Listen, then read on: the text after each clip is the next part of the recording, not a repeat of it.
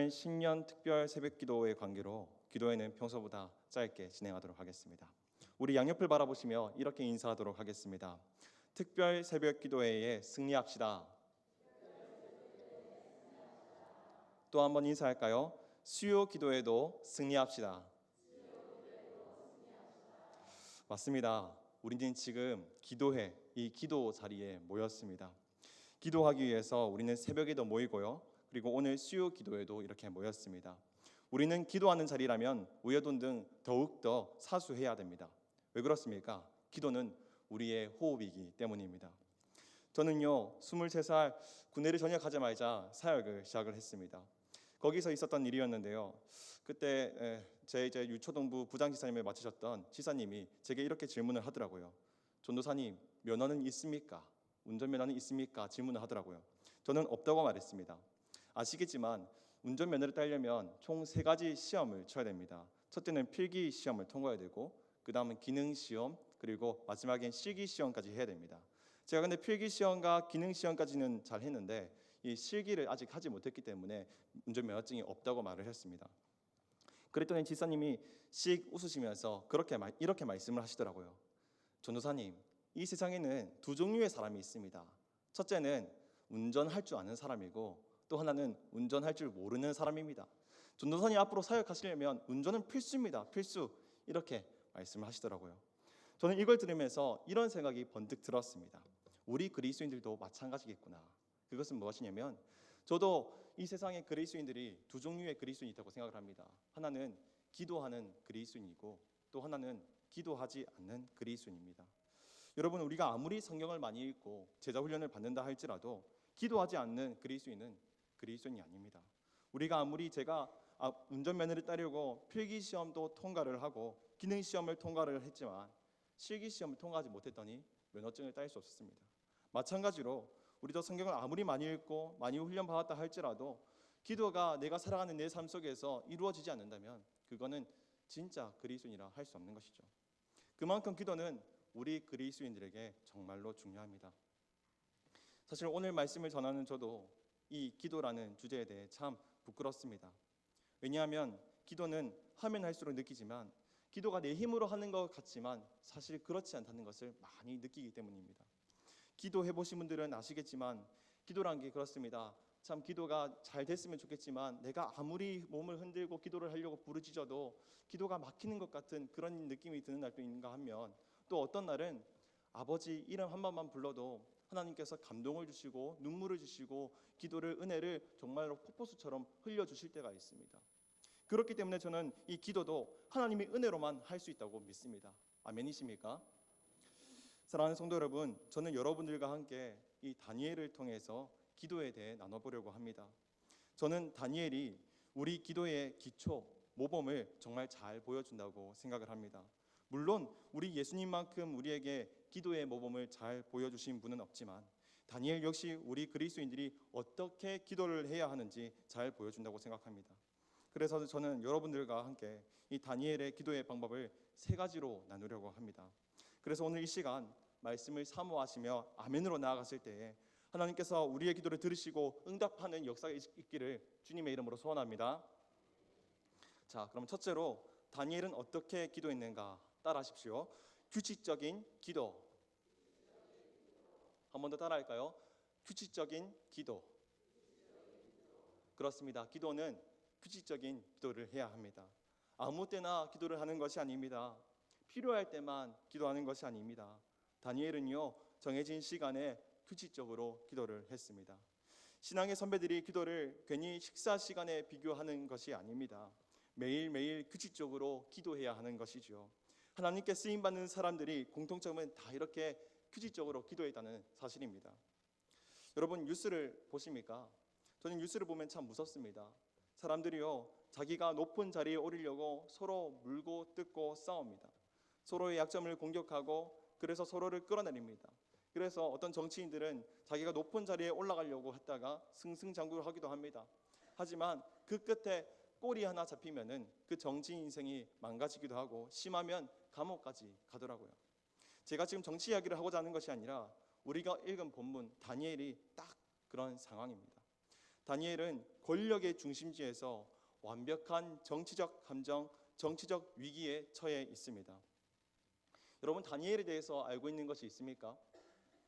다니엘의 세 친구가 불 속에 들어간 사건과 그리고 왕의 음식을 거부했던 그런 사건들이 있죠. 여러분, 다니엘은요, 남유다 포로기 때 바벨론으로 끌려갔던 그런 노예였습니다. 포로였습니다. 그리고 이 바벨론이 멸망하고 나서 또 페르시아 땅에서 살았던 그런 사람입니다. 그런데 다니엘이 진짜 대단한 것이 무엇인지 아십니까? 나라가 2번이 바뀌고 왕이 3번이나 바뀌었는데 총리와 그 지도자 자리를 무려 3번이나 연임했다는 사실입니다. 우리나라만 보더라도 대통령이나 그런 정권이 바뀌게 되면은 총리의 자리, 장관의 자리가 계속 바뀌게 되는데 3번이나 연임했다는 것은 굉장한 일이죠. 그래서 오늘 본문 2절과 3절을 눈으로 보시면 3명의 총리 중에서도 가장 뛰어난 사람이라고 성경은 기록을 하고 있습니다. 사실 다니엘의 출신 자체는 이 페르시아에서 인정받을 수 없는 그런 출신입니다. 페르시아의 속국이었던 바벨론, 그리고 바벨론의 속국이었던 남유다. 이 남유다는요, 지중해 연안에서 쬐끄만 나라였고 이미 오래전에 멸망당했던 나라입니다. 흔적도 없이 사라진 나라이죠. 그래서 페르시아 출신의 이 송골 정치인들은 이 지중해 연안의 변방국가 출신인 다니엘이 눈에 가시였습니다. 족보도 백도 없는 놈이 자기에 있다는 것이 정말 마음에 들지 않았을 것입니다. 그래서 페르시아 정치인들이 수를 쓰기 시작합니다. 이런 말이 있죠. 털어서 먼지 안 나오는 사람이 없다. 이런 말이 있습니다. 여러분, 이 말은요, 인류 역사를 막론하고 세상의 모든 악인들, 정치꾼들이 사랑하는 말입니다. 그래서 페르시아 전통 정치인들이 다니엘을 죽이기 위해 다니엘의 그 뒤를 샅샅이 캐내기 시작합니다. 우리 4절 말씀을 한 목소리로 읽어보겠습니다. 이에 총리들과 고관들이 국사에 대하여 다니엘을 고발할 근거를 찾고자 하였으나 아무 근거, 아무 허물도 찾지 못하였으니 이는 그가 충성되어 아무 그릇됨도 없고 아무 허물도 없음이었더라. 아멘. 온갖 기록을 찾아보고 법조문을 뒤져봐도 덮어씌울 죄목이 없습니다. 사람이 너무 정직하고 깨끗해서 흠잡을 것이 없다는 것입니다. 사랑하는 성도 여러분, 지금 이 다니엘에게 벌어지고 있는 이 사건들이 사실 우리가 살아가는 세상 아닙니까? 이건 사실 정치 이야기가 아니라 그냥 우리 삶에서 일어나고 있는 실제 일입니다. 시편 2편 2절의 말씀을 함께 읽어보겠습니다. 세상의 군왕들이 나서며 관원들이 서로 꾀하여 여호와의 그의 기름 부음 받은 자를 대적하며. 아멘. 방금 읽은 시편을 보시면 세상의 군왕들이 나서며 관원들이 서로 꾀한다라고 말을 하고 있습니다. 여기서 꾀한다는 것은 고발한다라는 의미입니다. 본문, 우리가 읽었던 본문 4절에 세상의 총리와 고관들이 다니엘을 고발하려고 하고 있는 것이죠. 여러분, 인류 역사를 막론하고 세상의 모든 악인들이 살아가는 방법은 똑같습니다. 서로 꾀합니다. 고발합니다. 누군가를 집어뜯고 누군가를 담그고 누군가를 제끼고, 그래서 어떻게든 흠집을 내고 끌어내리려고 하는 게 우리가 살아가는 세상입니다. 그렇다면 우리가 이런 세상 속에서도 승리하려면 어떻게 살아가야 할까요? 따라합시다. 규칙적인 기도. 한 번 더 따라합시다. 규칙적인 기도. 그렇습니다. 내가 필요할 때만 기도하는 것이 아닙니다. 내가 필요할 때만 기도해서는 절대 이 세상을 이길 수가 없습니다. 내가 급할 때만 기도해서는 절대 이 세상을 이길 수가 없습니다. 그럼 누가 세상을 이기느냐? 규칙적인 기도를 하는 자가 이 세상을 이길 수 있습니다. 매일매일 하나님을 만나고 매일매일 기도하는 사람만이 세상을 이길 수 있습니다. 매일마다 내 삶을 하나님 앞에 뒤집어 놓고 나의 부끄럽고 나의 연약한 모습을 하나님 앞에 고백하는 사람이 어떻게 세상 속에서 더럽게 살 수 있겠습니까? 사랑하는 성도 여러분, 우리가 이런 삶을 살기를 소원합니다. 이런 깨끗함을 다시 회복하기를 소원합니다. 세상 악인들이 다니엘에게 아무 흠도 찾을 수 없었던 것은 다른 비결이 없습니다. 규칙적인 기도가 바로 비결입니다. 우리가 매일매일 기도함으로 나아갈 때 말씀이 내 삶이 됩니다. 우리가 매일매일 기도함으로 나아갈 때 마태복음 5장에서 말하는 빛과 소금이라는 이 말씀이 우리 삶 속에도 사라질 수가 있는 것입니다. 그래서 오늘 이 자리에 모이신 성도님들이 정말 주님 안에서 규칙적으로 기도하며 나아갈 때 세상 속에서도 순결하게 살아가실 것을 믿으시길 주님의 이름으로 선합니다. 우리 이어서 7절부터 9절까지 7절부터 9절까지 한 목소리로 읽어보겠습니다. 나라의 모든 총리와 지사와 총독과 법관과 관원이 의논하고 왕에게 한 법률을 세우며 한 금령을 정하실 것을 구하나이다. 왕이여, 그것은 곧 이제부터 30일 동안에 누구든지 왕 외에 어떤 신에게나 사람에게 무엇을 구하면 사자굴에 던져 넣기로 한 것이니이다.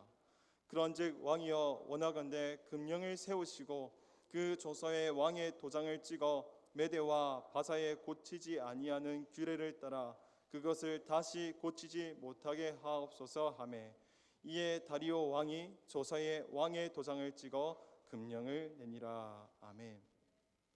여러분, 아무리 털어도 나오는 게 없을 때 악인들이 취하는 두 번째 포지션, 방법이 있습니다. 그것은 새로운 법을 만드는 겁니다. 자신에게 유리한 법을 만드는 겁니다. 그래서 자기와 정치적 대립을 하는 사람을 합법적으로 처단하는 겁니다. 여러분, 세상이요, 신사적인 것 같지만 사실 전혀 그렇지 않습니다. 그래서 7절에 총리와 지사와 총독과 법관과 관원, 이 악인들이 꾀한 것이 무엇입니까? 30일 동안 왕 외에 다른 신에게 구하는 자는 모두 사자굴에 집어넣으라는 것입니다. 아주 잘 포장된 악법인 것이죠. 여러분, 이것은요, 다니엘을 겨냥한 완벽한 함정입니다. 다니엘은 이제 빠져나갈 구멍이 없습니다. 세상적으로 봤을 때 이건 정말 완벽한 정치적 함정에 빠진 것입니다. 여러분, 이때 다니엘이 어떻게 했는지 아십니까? 바로 규칙적인 기도를 했습니다. 우리 10절 말씀이 가장 중요한 말씀인데 크게 한번 읽어보겠습니다. 다니엘이 이 조서에 왕의 도장이 찍힌 것을 알고도 자기 집에 돌아가서는 윗방에 올라가 예루살렘으로 향한 창문을 열고 전에 하던 대로 하루 3번씩 무릎을 꿇고 기도하며 그의 하나님께 감사하였더라. 아멘. 여러분, 10절을 가만 보십시오. 10절에 규칙적이다라는 말이 보이십니까? 제 눈엔 보이는데요, 전에 하던 대로가 규칙적이다, 이렇게 보시면 되겠습니다. 사랑하는 성도 여러분, 기도는 하고 싶을 때만 하는 것이 아닙니다. 내가 급할 때만 하는 것이 아닙니다. 점심 저녁을 우리가 당연하게 먹듯이 하는 것이 기도입니다. 우리가 매일 숨쉬고 매일 호흡을 하듯이 거르지 않고 규칙적으로 하는 것이 바로 기도입니다. 여러분, 사실 다니엘은요, 현실적으로는 기도할 수 없는 사람이었습니다. 기도할 수 없는 상황이었습니다. 나라가 망했습니다. 성전이 파괴됐습니다. 페르시아 정치는 법으로 기도할 수 없도록 막았습니다. 하지만 그런 상황에서도 다니엘은 어떻게 이렇게 기도할 수 있었을까요? 바로 전에 하던 대로 기도했기 때문입니다. 다니엘은 유대 땅에 있을 때부터 배웠을 것입니다. 부모님을 통해서, 선생님을 통해서 기도가 얼마나 중요한지 배웠을 것이고, 그리고 훈련받았을 것입니다. 그렇기 때문에 다니엘은 아무도 예배하지 않던 바벨론 땅에서 예배자로 설 수 있었고, 아무도 예배하지 않던 이 페르시아 땅에서도 기도할 수 있었던 것입니다. 사랑하는 하늘샘 성도 여러분, 그리스도인은 기도하는 자입니다. 기도자는 상황에 따라 기도하지 않습니다. 기도자는 다니엘과 같이 전에 하던 대로 규칙적으로 하는 자가 바로 기도자입니다. 혹시 여러분의 삶 가운데 해결되지 않는 문제가 있습니까? 기도하시길 바랍니다. 내가 세상에서 말씀으로 승리하고 싶으십니까? 그렇다면 기도하시기 바랍니다. 특별히 우리가 10년 특별 새벽 기도회를 하고 있습니다. 4일간 마음을 모아서 기도하고 있는데요, 그런데 저는 이번 기회를 통해서 특세가 끝내도 여러분들이 기도의 자리를 지키셨으면 좋겠습니다. 왜요? 규칙적으로 기도하는 자가 세상을 이길 수 있기 때문입니다. 한번 따라 하실까요? 규칙적으로 기도합시다. 한 번 더 따라 합시다. 내일 새벽에도 봅시다. 그래서 저와 여러분들이 매일매일 세상을 기도로 승리하시는 저와 여러분 되시기를 주님의 이름으로 소원합니다. 두 번째입니다. 다니엘은 어떻게 기도했는가? 따라합시다. 간절히 기도했다. 그렇습니다. 간절한 기도를 했습니다. 조용한 기도도 필요합니다. 하지만 긴급한 상황에서는 간절한 기도도 필요합니다. 평안히 기도할 때도 있습니다. 하지만 내가 정말 죽을 것 같고 괴로울 때는 무릎 꿇고 하는 간절한 기도도 필요합니다. 10절에 보시면 무릎 꿇고 기도하다 보입니까? 여기서 무릎 꿇다는 히브리어로 베라크라고 합니다. 베라크는 무릎 꿇다, 엎드리다, 간절히 기도하다라는 뜻을 갖고 있습니다. 규칙적인 기도도 중요하지만 그 안에 간절한 기도도 중요합니다. 오랜 시간 기도하는 것도 분명히 필요하지만 그 속에 진심 어린 기도도 분명히 중요합니다. 여러분, 이스라엘 백성이 망하고 나서 이 포로 생활하던 유대인들이 어떻게 예배드린지 아십니까? 회당에 모여서 예배를 드렸습니다. 아마 다니엘도 역시 이 유대인들과 함께 회당에서 예배를 드렸을 것으로 추측을 합니다. 그런데 이 총리들과 고관들과 법관들이 그것을 알고 어떻게 합니까? 예배를 드리지 못하게 막았습니다. 여러분, 저는 이 본문을 읽으면 자꾸 코로나 때가 계속 오버랩이 됩니다. 딱 30일만 예배를 드리지 마. 이때 많은 성도님들이 어떻게 했습니까? 저는 두 종류의 사람을 봤습니다. 첫째는 우리가 주일 한 번도 안 쉬었는데 드디어 좀 주일 좀 쉬어볼 수 있겠다, 이런 반응을 하셨던 분들이 있고, 또 한 부류는 예배를 정말 드릴 수가 없어서 슬퍼하셨던 그런 분들을 봤습니다. 실제로 제가 전에 사역했던 교회에서는 코로나로 교회에 올 수 없었을 때에 주일날 교회 로비에 와서 엎드려서 펑펑 울었던 자매님이 한 분이 생각이 납니다. 오늘 본문에 기록되지 않았지만 분명 이 유대인들 중에도 그런 사람들이 있지 않았을까요? 우리 한 달만 예배 드리지 말자. 더도 말고 덜도 말고 딱 한 달만 예배 드리지 말자. 뭐 나라가 하지 말라는데, 왕이 하지 말라는데, 예배 드리면 죽이겠다는데 우리 한 달만 드리지 말자. 이렇게 생각하는 유대인들이 있지 않았을까요? 그러나 다니엘은 다른 유대인들과 달랐습니다. 다른 유대인들은 회당에서 예배드리지 않았고 집에서도 기도하지 않았을 것입니다. 하지만 다니엘은 비록 회당에서 기도할 수 없었지만 집에서 기도드렸습니다. 그리고 중요한 것은 무릎을 꿇고 기도했다는 것입니다. 간절하게 기도했다는 사실입니다. 여러분, 다니엘이 이때 무슨 기도를 했을까요? 여러분이 다니엘과 같은 상황이라면 과연 어떤 기도를 드렸겠습니까? 하나님, 저 부하 총독놈들이 저한테 기어오릅니다. 저들을 혼 좀 내주십시오. 주님, 이 밑에 것들이 단합을 했습니다. 자, 이제 주님께서 하나님의 때입니다. 하나님께서 역사를 베풀어 주시옵소서. 이렇게 기도를 했을까요? 그건 조금 있다가 말씀드리겠습니다. 하지만 분명한 것은 다니엘은 간절한 기도자였다는 사실입니다. 사랑하는 성도 여러분, 여러분들의 기도의 제목은 무엇입니까? 기도에 절박함이 있으십니까? 기도에 간절함이 있으십니까? 우리는 참 기도 제목이 많습니다. 우리의 직장, 취업, 자녀, 건강, 우리는 참 기도 제목들이 많습니다. 그런데 이 기도의 제목을 다른 사람은 몰라도 우리 하나님은 모두 아신다는 사실입니다. 저는요, 간절하고 절박하게 기도했던 사람을 3명을 알고 있습니다. 첫째는 모세입니다. 모세는요, 이스라엘 백성이 모두 출애굽했을 때 불평불만을 했지요. 그리고 그 끝에는 또 금송아지를 만들었습니다. 그러자 하나님께서 이 백성을 버리고 다른 민족을 세우려고 하셨습니다. 그때 모세가 이렇게 기도를 했습니다. 하나님, 차라리 그 생명책에서 내 이름을 지어버리시더라도 이 백성을 구원하여 주시옵소서. 내가 죽어도 좋으니 이 백성을 구원하라는 민족적 기도를 했습니다. 두 번째로 바울입니다. 바울이 열심히 전도를 계속하는데 유독 전도가 되지 않는 그런 민족이 있었습니다. 그건 다름 아닌 자신의 민족 유대인이었습니다. 이 유대인들은 마음이 딱딱하고 완고했습니다. 그래서 바울이 드렸던 기도는 무엇이냐면, 주님, 차라리 나만 그리스도에게서 끊어질지라도 이들을 구원하옵소서. 그리고 세 번째는 성경 인물은 아니지만 제 어머니입니다. 저는 사실 제 4년 동안 몸이 안 좋았습니다. 그래서 어머니가 참 많이 기도를 해주셨는데요, 그때 어머니 주변에 많은 사람들이 이런 말을 했다고 합니다. 네 아들 아픈 거 그냥 바울의 가시로 받아들여라, 이런 말을 들었다고 합니다. 그리고 저도 1, 2년까지는 회복하게 해달라고 기도를 했지만 한 3, 4년쯤 되니까 회복하는 것을 점점 저 스스로도 포기하게 되더라고요. 이렇게 모두가 포기하고 저조차도 제가 낫는 것을 포기할 때쯤에 포기를 했지만, 그러나 저희 어머니만큼은 포기하지 않으셨습니다. 어머니는 한결같이 새벽 예배에서도 집에서도 제가 자는 시간에도 눈물로 기도하셨습니다.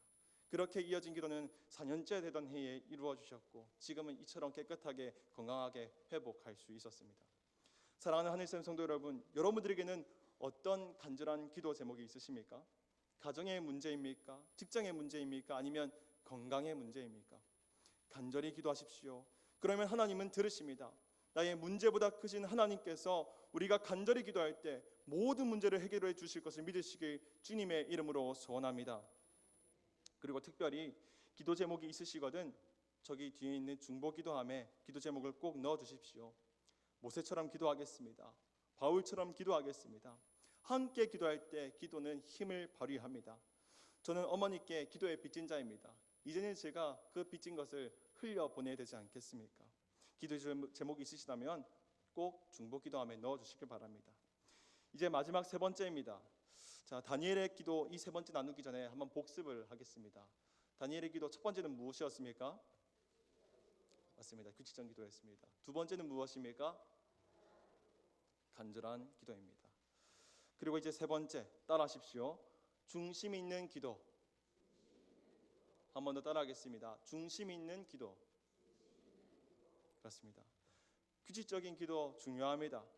간절한 기도도 중요합니다. 하지만 더 중요한 것은 중심 있는 기도라는 것입니다. 여러분, 기도는요, 내 목적을 성취해주는 도구, 수단처럼 느낄 수 있지만 기도는 그런 것 때문에 하는 것이 아닙니다. 나를 위해서 기도를 하는 것 같지만 사실 나를 위해 하는 것도 아닙니다. 진짜 기도는 하나님의 뜻을 구하는 기도가 진짜 기도, 중심 있는 기도입니다. 예수님께서 말씀하시기를 바리새인들은 성전 어귀에 서서 기도하기를 좋아한다고 했습니다. 바리새인들 어떻게 기도했습니까? 자, 나 이제 기도한다 이렇게 소리치면서 기도하지 않습니까?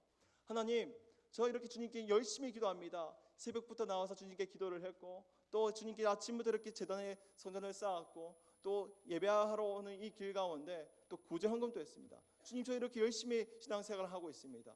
이렇게 소리치면서 기도했습니다. 그런데 누구 보라고 그렇게 소리치면서 기도를 합니까? 예수님께서 이 말씀을 하신 이유는 기도라는 숭고한 행위에도 죄가 있을 수 있다는 것을 말하기 위한 것입니다. 자, 그렇다면 다니엘은 어떻게 기도를 했을까요? 따라합시다. 중심 있는 기도. 맞습니다. 중심 있는 기도를 했습니다. 10절 중반에 보면 이런 말씀이 있습니다. 띄워주십시오. 읽어보겠습니다. 자기 집에 돌아가서는 윗방에 올라가 예루살렘을 향한 창문을 열고 아멘. 여기 보면 동사 세 개가 나오는데 잘 보십시오. 돌아가다, 올라가다, 열다. 여러분, 다니엘은요, 자기가 예배할 수 있는 집으로 돌아갔습니다. 그리고 다니엘은요, 자기가 항상 예배하던 윗방으로 올라갑니다. 그리고 다니엘은 자기가 창문을 열고 기도합니다. 뭘 바라보면서 기도했을까요? 바벨론에 처절하게 박살나버린 하나님의 성전을 바라보며 기도한 것입니다. 여기 창문을 열다 앞에 예루살렘으로 향한 보이시죠? 여기 향한으로 쓰인 히브리어 네게드는 구약 성경에서 딱 한 번 쓰인 단어입니다. 그 뜻은 대면하다라는 뜻입니다. 하나님을 대면하다라는 뜻을 갖고 있습니다. 과거에는 한없이 커 보였고 찬란했었던 하나님의 성전을 바라봅니다. 그전엔 예배하던 처소였는데, 그전엔 하나님을 찬양하던 공간이었는데, 그전엔 하나님의 말씀을 읊조리고 말씀을 듣던 거룩한 장소였는데 이제는 박살나버린 그 성전을 바라봅니다. 그리고 다니엘은 예루살렘을 바라보며 두 무릎을 꿇고 기도합니다. 무슨 기도를 했을까요? 하나님, 지금 나 죽게 되었으니 저 좀 살려주세요. 이런 기도였을까요? 아니요. 다니엘의 기도는 철저히 하나님 중심 기도였습니다. 다니엘은 바리새인처럼 남들 시선을 두고 기도하지 않았습니다. 다니엘은 기도할 수 있는 집으로 돌아갔고 기도할 수 있는 방으로 올라갔으며 자신이 그토록 바라고 기도하던 하나님이 계신 예루살렘을 향하여 기도를 했습니다. 사랑하는 하늘샘 성도 여러분, 지금 여러분들이 돌아가야 할 곳은 어디고 여러분들이 올라가야 할 곳은 어디며 여러분들이 향해 기도해야 할 곳은 어디입니까? 지금 내 기도의 중심은 어디입니까? 하나님 중심입니까? 아니면 내 생각, 내 고집 중심입니까? 제가 몸이 안 좋았을 때 하나님께 원망하는 기도를 참 많이 했었습니다. 하나님, 저 이제 21살입니다. 하나님께서 저에게 목회의 비전을 주셨고 사역을 하라고 보내주셨는데, 신학과로 보내셨는데 저 책도 많이 읽고 공부를 해야 됩니다.